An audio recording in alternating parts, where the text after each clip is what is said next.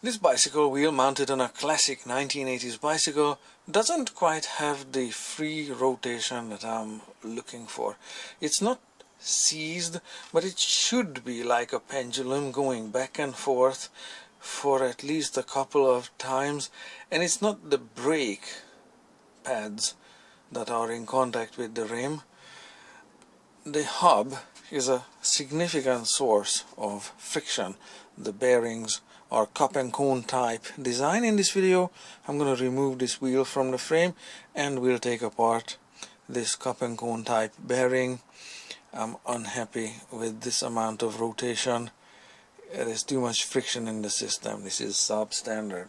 So if you don't mind, I'm going to move you just a little further away so I can get here and take out this wheel. It's mounted with this quick release type axle, like so. And what this quick release simply means, just in case you're not too familiar with it, that this cam lock mechanism, right now it's rusty as is, needs a little reconditioning, is locking the axle in place. This skewer can be taken apart. Of course, every component on it is maybe not seized but borderline.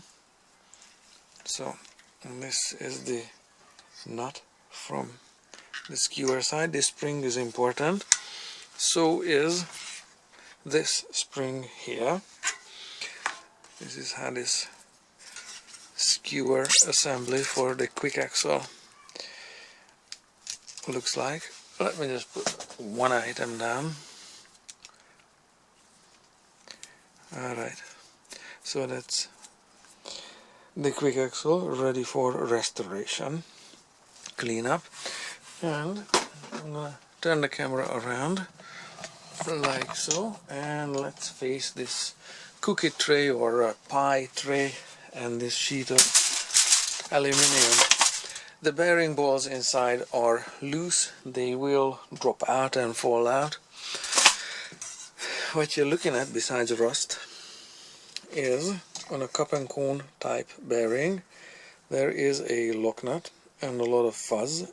A lock nut and a and the cone. You can just barely make out the edge of the cone. I will take it apart and it will make more sense. The same on this side, a lock nut, and behind it is a cone. The cup is in the hub. The loose bearing balls will fall out. This one happens to be also loose enough so the lock nut comes off fairly easily, looking like so. And if I'm lucky, maybe there's a washer here with a tab. These tabbed washers, the tab on the washer goes into a machined surface on the axle. This one here, namely.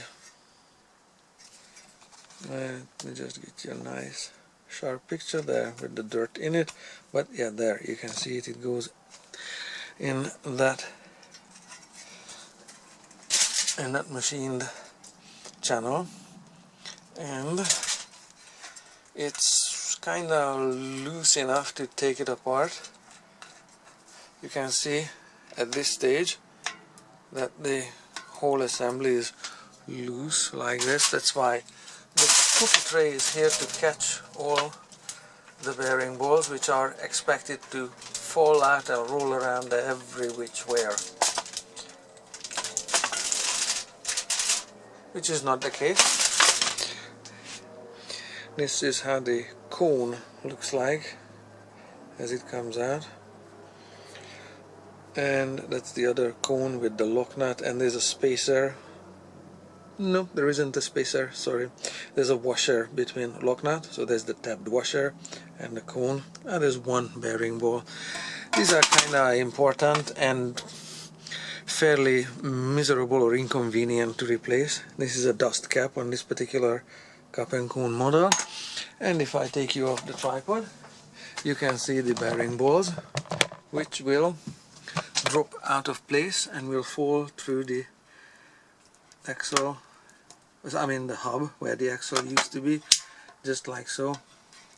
So all of these surfaces need to be, of course, cleaned up,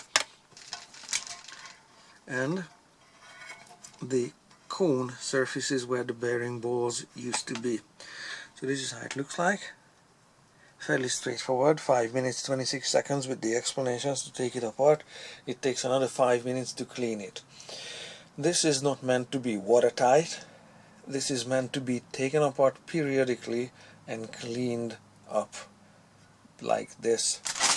If I can get you a rough idea, let me just grab a rag.